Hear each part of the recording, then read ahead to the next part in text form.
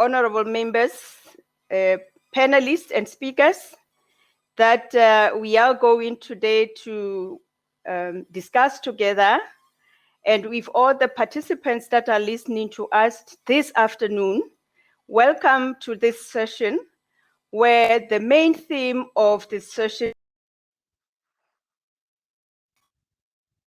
cooperation between Europe and Africa towards housing. I will moderate this session, and let me first of all introduce myself. My name is Matabo Makuda. I am the National Director for Habitat for Humanity, based here in Lusaka in Zambia.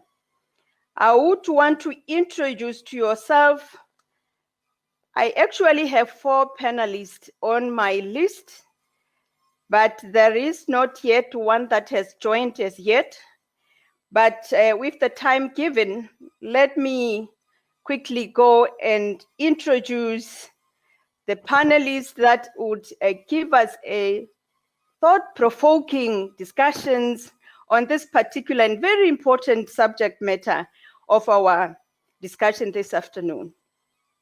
By order of how they would present, and I will also allocate some time that I will allocate to each panelist. That will be the first 5 minutes to actually tackle the questions that I will shortly introduce. The first panelist on my list is Paolo Siricali. Paolo is head of Unit, Sustainable Transport and Urban Development, DG Interpa, European Commission. Paolo is an architect who has specialized in development cooperation in the private and public sectors and has more than 35 years of experience in managing a broad range of infrastructure projects in Europe and Africa. He has experience of living and working in Somalia and in EU delegations, Nigeria, Uganda, and Zambia, and I'm glad to hear that, and over 25 years of experience working with the European Union. Welcome on board, Paolo. Thank you.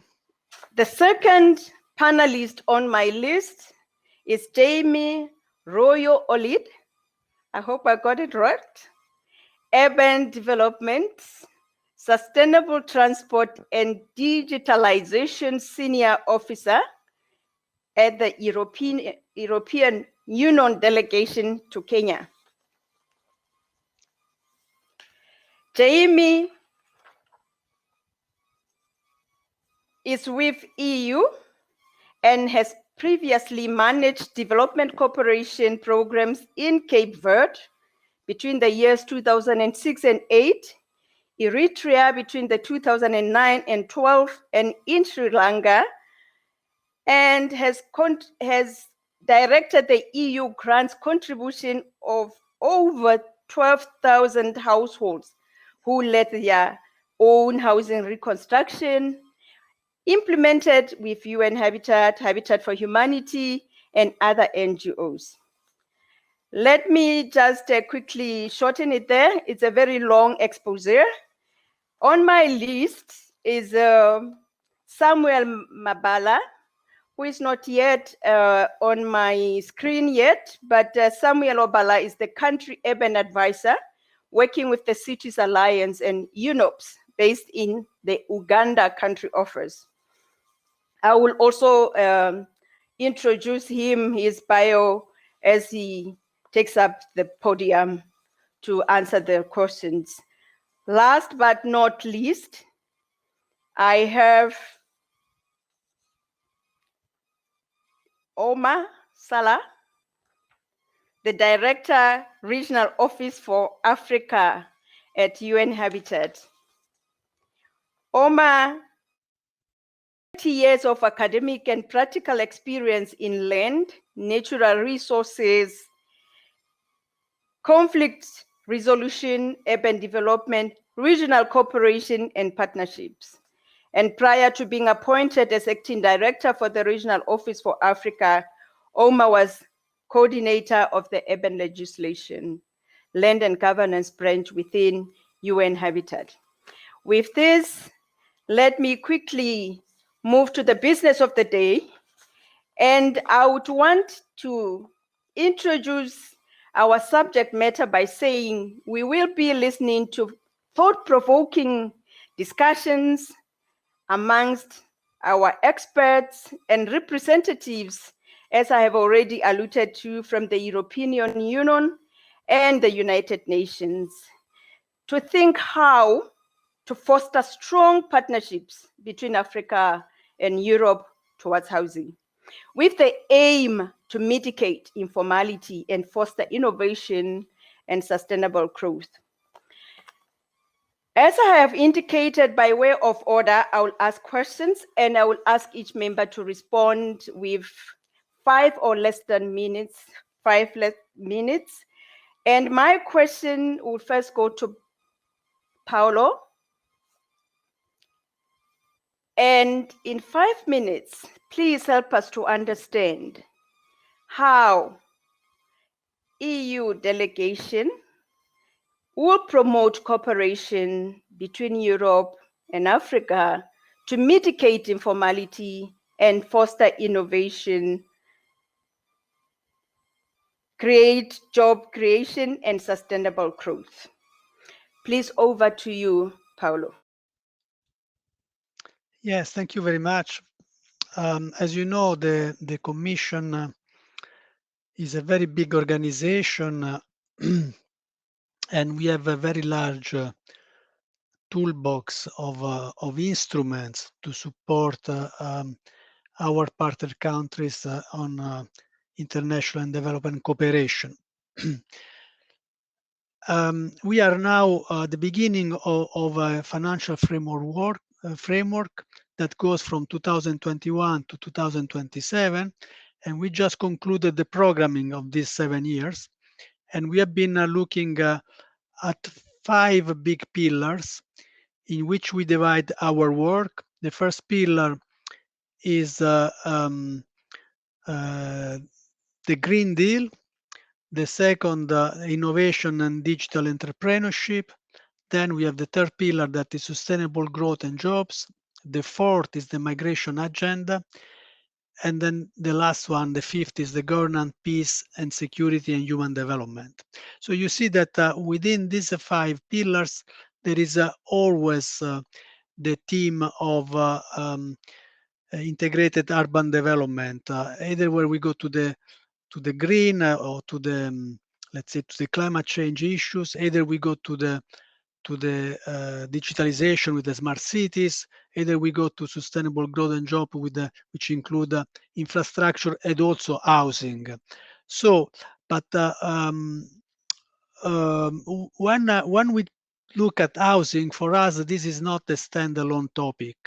It has to be seen in the wider picture, which include also provision of basic services, especially mobility, especially, let's say, water, sanitation, energy, and is crucial to also within this to create jobs, not only for the construction sector, but let's say all the indirect jobs that are created in housing.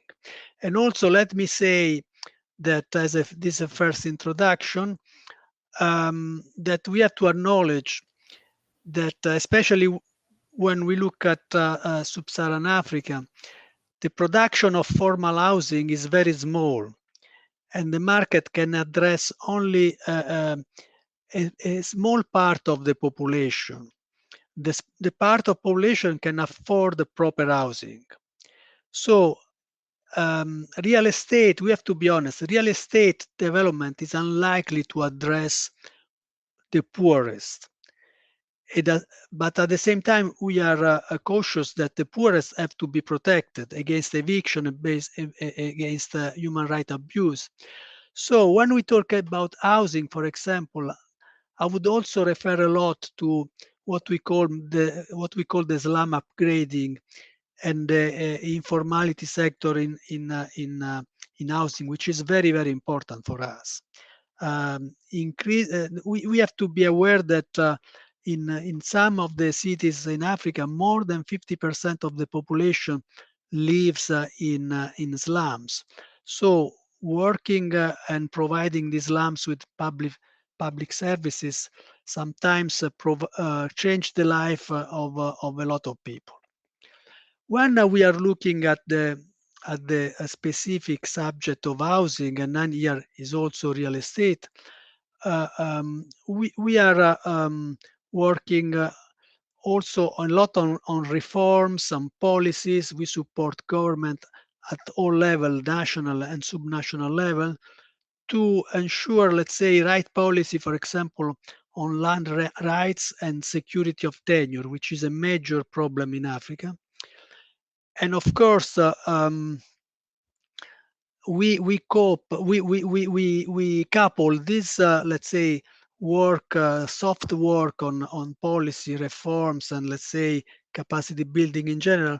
We couple also with the more physical intervention. For example, as I said before, infrastructure for the provision of basic services, um, work on improving slum and informal areas into urban planning, working on the housing value chain, for example, reducing the cost of housing supply, standardized solution, etc. And then for doing this, we have a very, very big menu of tools and instruments that we can put in place, going from technical assistance for capacity building to conventional programs, but also, especially in the housing sector, we can also use blending. That means blending our grants with loans from public and private sector. We can use guarantees to the risk, which is another important thing, is reducing the risk that in the way that this could help to attract investor or to make a loan possible and affordable to house owners without collaterals. So there are all these things that maybe this is a first introduction. Maybe later we can go more in the details. I know that my colleague, I want to make this clear. I am working in the headquarters, so I'm in charge on urban development in general, while my colleague Jaime, that is based in the delegation in Kenya, and we are always in contact. He can provide more concrete example, let's say, on the ground. So I can give you a vision that is more, let's say, 360 degree. Thank you very much, Paolo. This is very much appreciated and very much enlightening in the fact that you have worked in such countries. I know that here in Zambia, yes, indeed, we have gone through that MIP phase where EU delegation is looking into how best it can work to assist the government of Zambia around the pillars that you have eloquently alluded to us. And I will just straight go to Jamie, who will give us maybe the practical experience of working in Africa on the ground, because the challenges of Africa, much as we have cooperated in the past with EU, I'm not too sure whether you can convince us or convince the participants here to say we are seeing progress, and how best can we strengthen the partnerships for more impact in Africa with Europe. Thank you very much. Over to you, Paolo.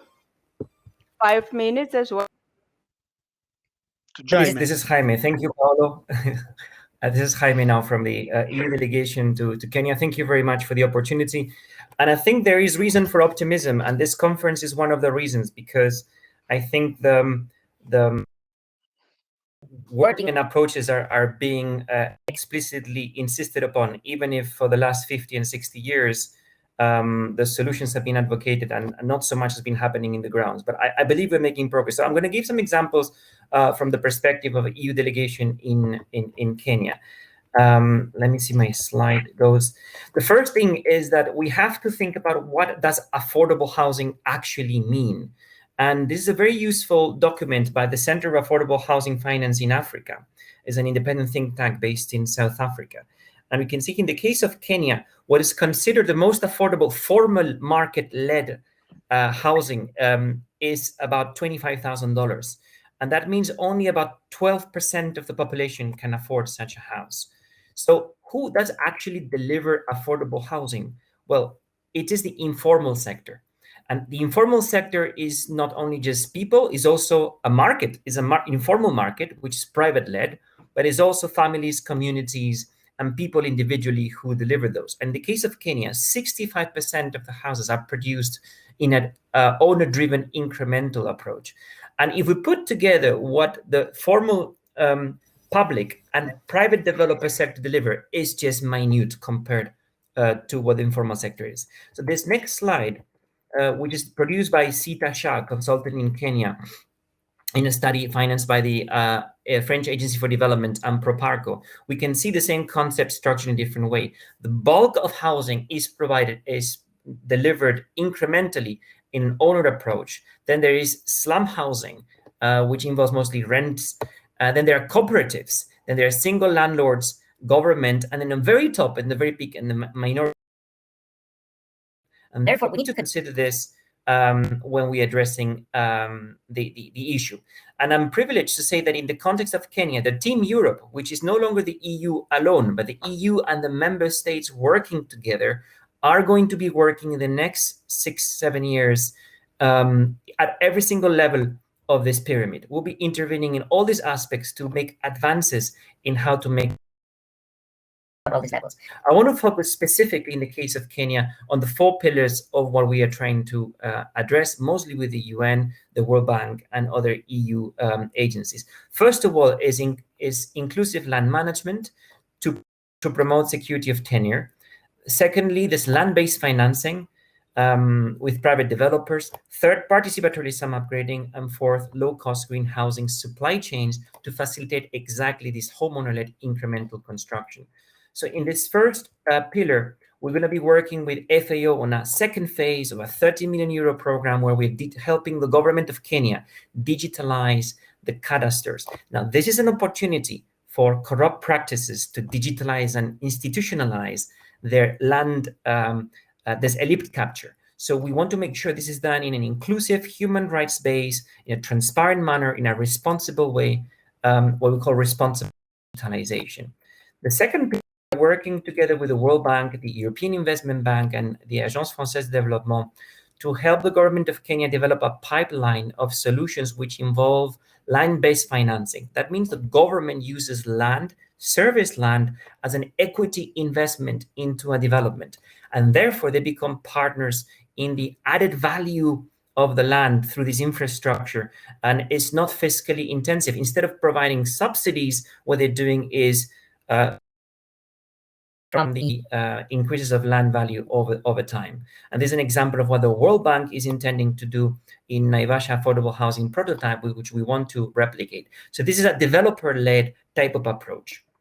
And the third one, as I mentioned before, the European Commission has been promoting slum upgrading in a participatory manner for 12 years. And in Kenya, we want to lead by example by implementing those examples. And again, that will involve essential infrastructures, water and sanitation, community facilities, schools, and incremental housing. And again, we're benefiting from the European Investment Bank working here in financing, and we implemented by UN Habitat, who's been managing this for the last 12 years.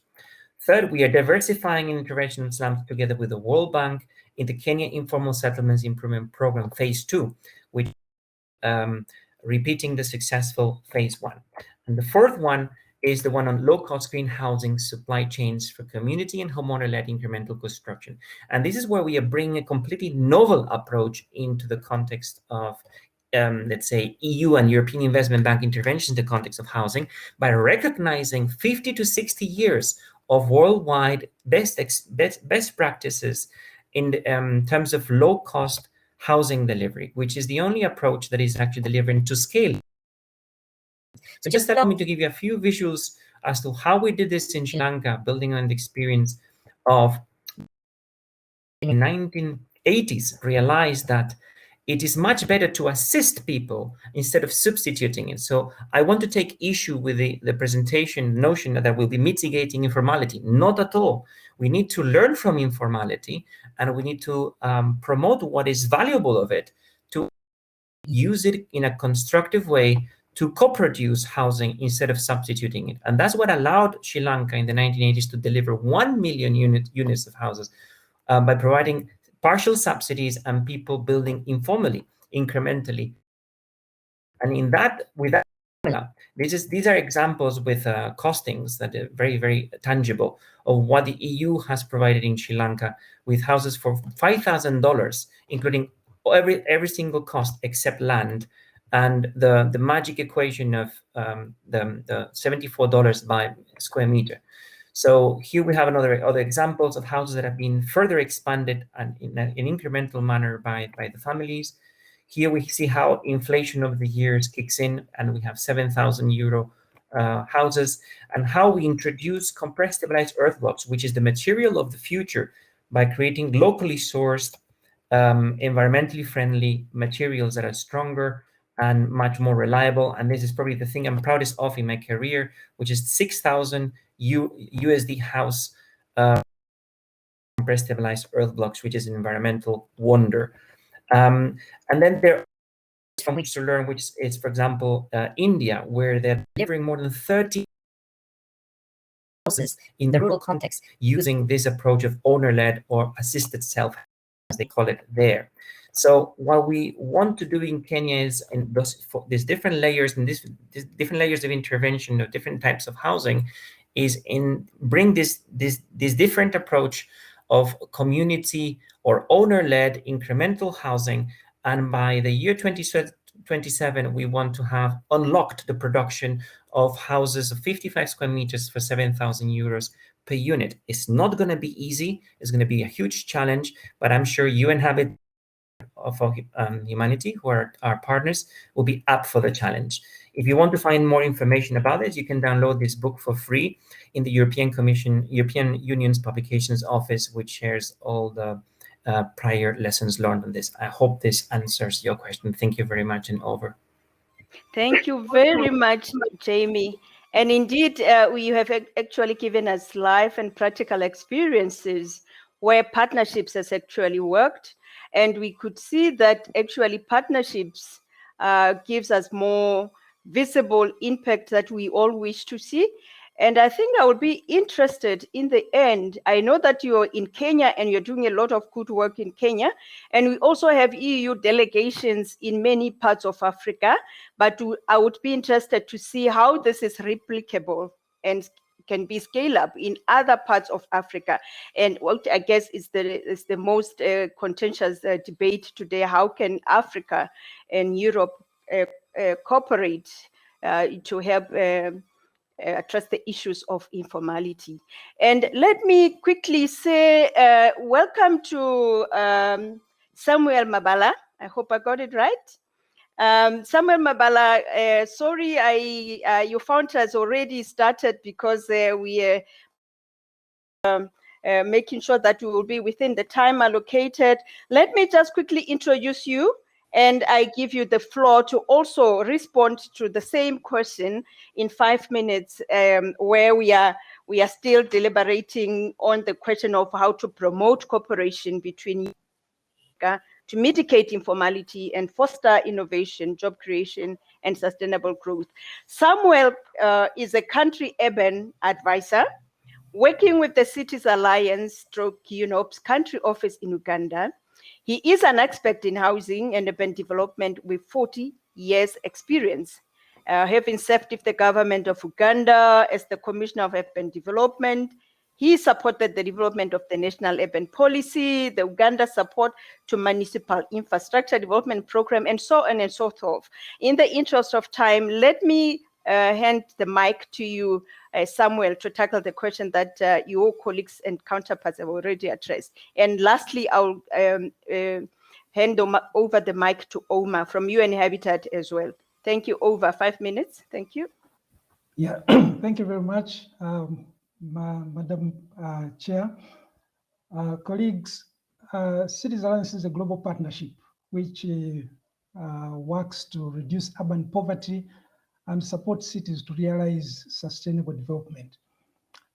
Cities Alliance has been working with a number of countries, and in particular in Uganda, it has been around for the period of 10 years and above. It has supported specifically slum upgrading initiatives, and I think this is where I would like to share the experience of how Europe can actually cooperate and partner with Africa. Africa is urbanizing very rapidly, and most of the secondary cities are experiencing the highest rate of urbanization without the capacity to manage it. And Europe, or the European Union, has been providing support to some secondary cities to strengthen them, to build the capacity for effective response to migrants, both involuntary refugees as well as voluntary. And it has been doing this by giving direct support to cities in form of grants. Some of the projects that we are implementing in Uganda are focusing on creating seed capital to attract and leverage community savings. We realize that the majority of the urban poor have low incomes and therefore do not have funds to invest.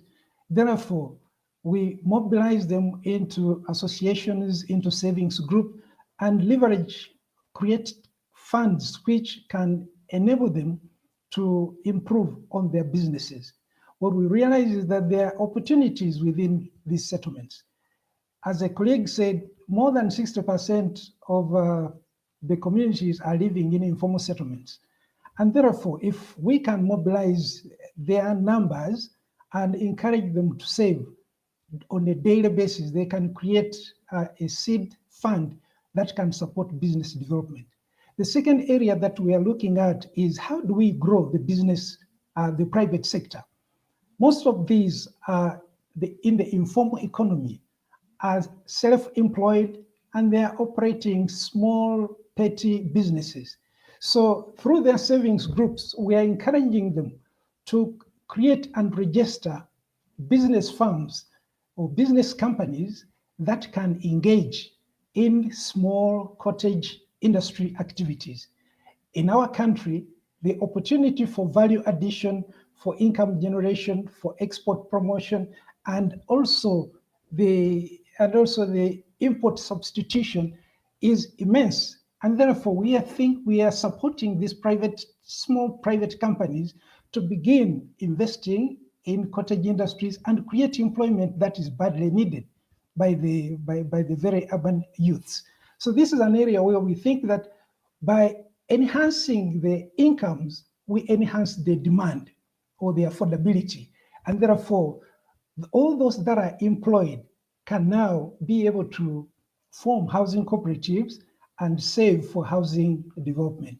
We believe that EU can provide also blended financing, both loans as well as grants, to increase accessibility to affordable finance. One of the areas that we're working with is the microfinance support center. And we think that the microfinance center is a government agency which is managing credit. And therefore, we think that if we can get some of this blended finance and involve the microfinance support center, it should be in position to make funds available that are affordable to the communities to improve on their housing. The last thing that I wanted also to say is institutional capacity development. That there is a lot that has been done, and I believe that EU has a lot of experience in terms of the success stories. Instead of trying to reinvent a wheel, we think that through peer learning, through experience sharing, through dialogues, we think that the institutional capacity development can be built to be able to sustain improvements within the cities. And this is where I would like to observe that EU cannot provide technical assistance, can also provide technology transfer The kind of technology that we are using in this part of the world is the one which increases the cost of housing. So we think that we should be able to access affordable housing construction technologies that can be promoted within the area to enhance, to improve on formal housing delivery. So, Madam Chair, as I conclude, I would like to observe that partnerships are very critical, they are very crucial, and I think they provide an opportunity for us to look ahead. My last contribution on this is the issue of proactive planning, where we call urban expansion planning. We cannot improve or mitigate informality through reactive strategies. We now need to proactively plan ahead.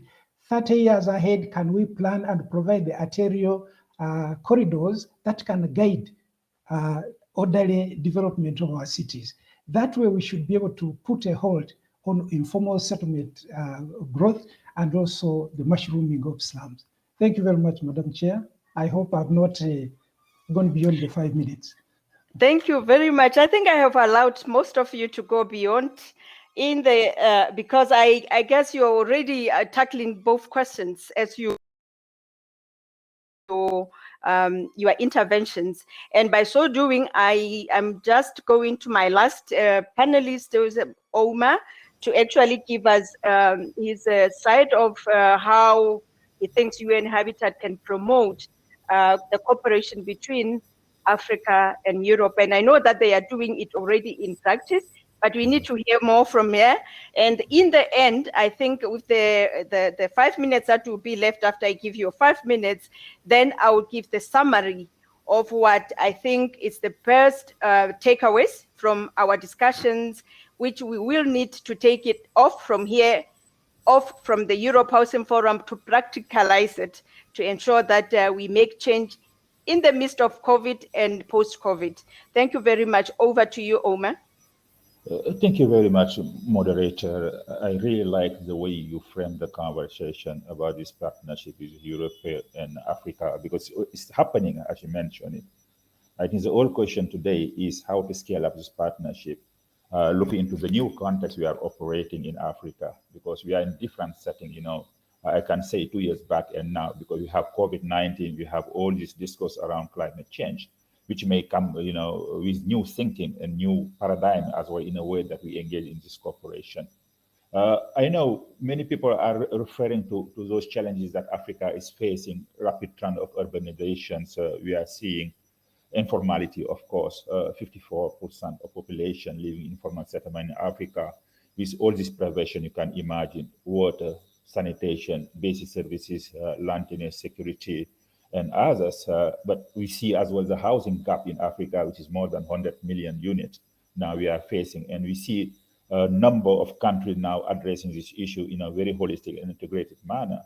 I think the question we should ask ourselves is how we can turn into opportunities those challenges we are talking about.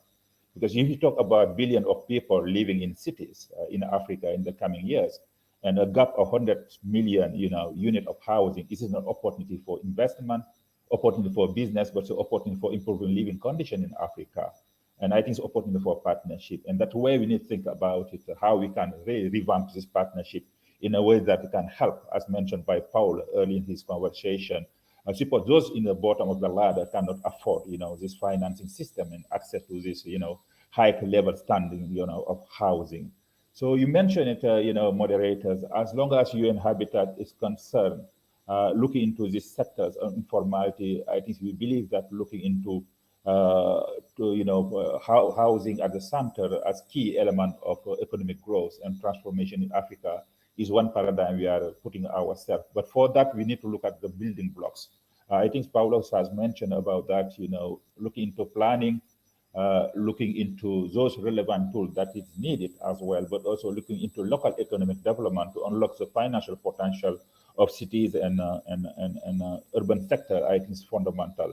To respond to your question, I can see 4 areas of collaboration and scaling up this collaboration.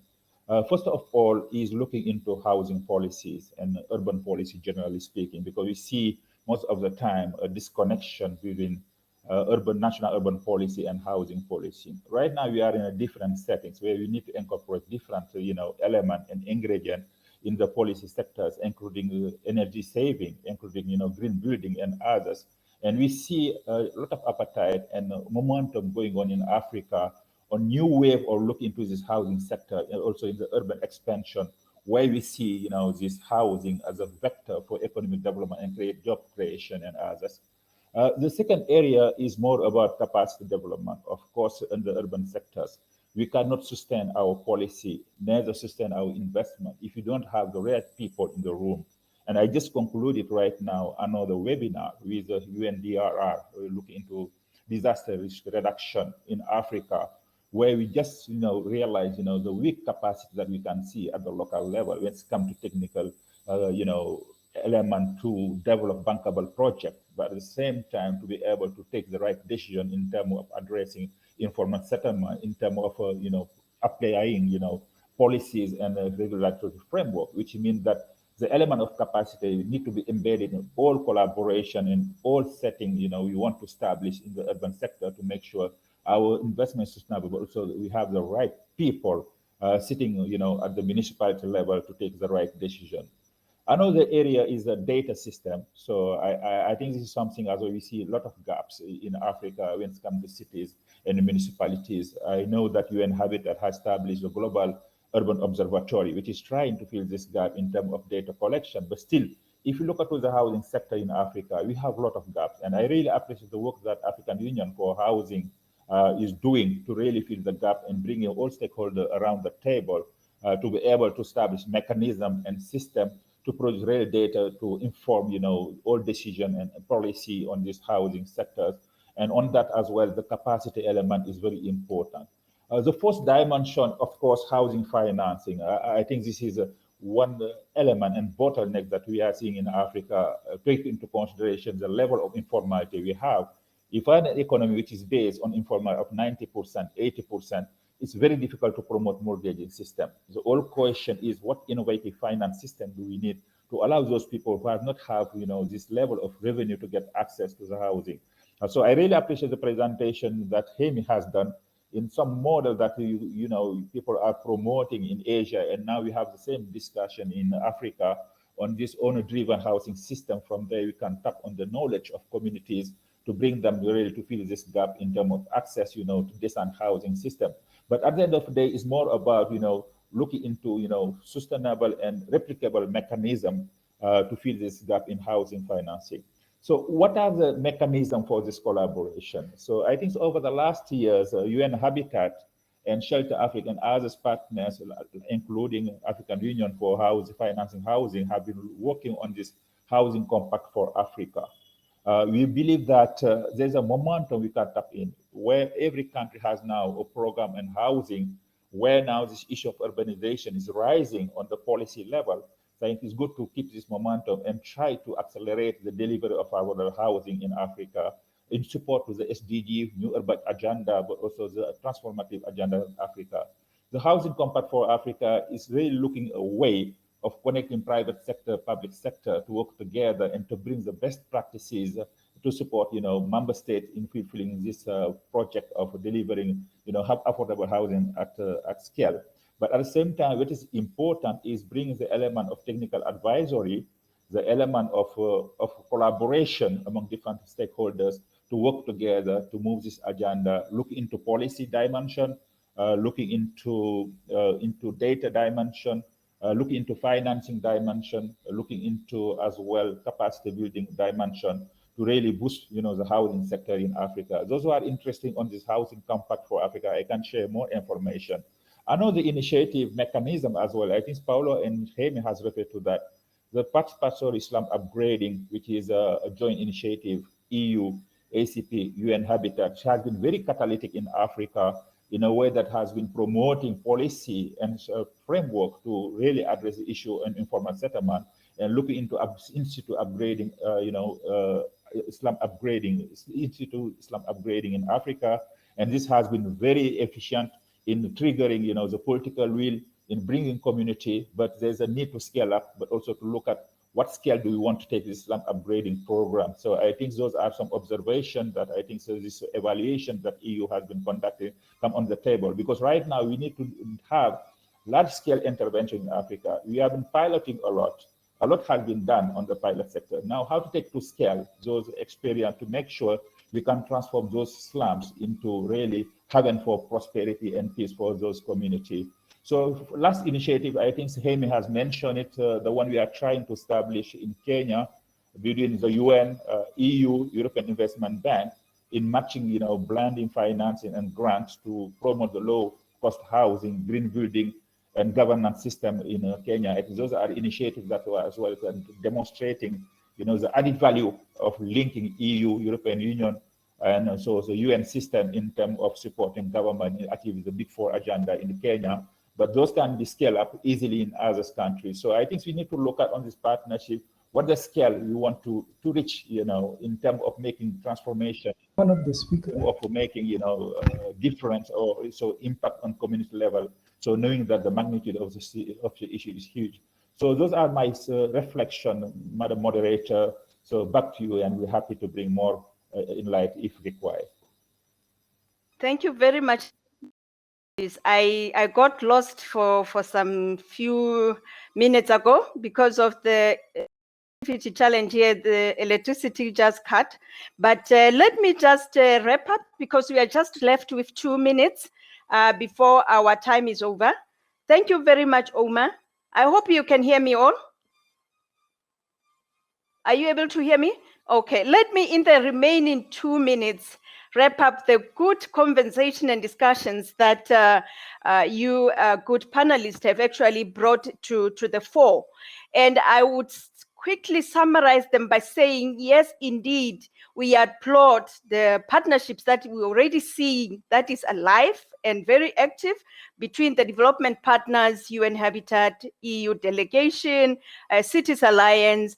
And I would want to just urge that with the COVID pandemic that is here with us, we are still experiencing the third wave, the fourth waves, and given the limitations that COVID has brought within what the communities used to have, it's really getting out of control. And with all that good initiatives and instruments and tools that you have already put in place, I think we need to think how to do things differently, how to build back better now that we are faced with these multi challenges that have now been compounded by COVID. We all know that COVID has actually brought to us the reality that housing is very important and it's key. And in Africa, it's more than even important now that we are having these challenges of mushrooming and very quickly spreading of the informal settlements that come with very challenges that includes lack of access to basic services. And we know that water is key for us to minimize the transmission of COVID-19. I therefore applaud that. Let us join hands, more partnerships. If you want to go far, go alone. But if you want to go fast, go alone. But if you want to go far, let us go together. Then we'll see how we can best strengthen and enhance the already existing cooperation between Africa and Europe. And I wish you good luck and continue the good partnership and work that you are doing. Bring along all actors. The multi-layers of networks are key, including people at the center of all that we do, communities and people at the center of our development. I thank you very much, and our session is almost over. Thank you very much for your contributions. Thank you very much, Moderator. Thank you, colleagues from EU, from Uganda. Thank you so much. Okay. All right. Thank you. Bye-bye. Bye-bye.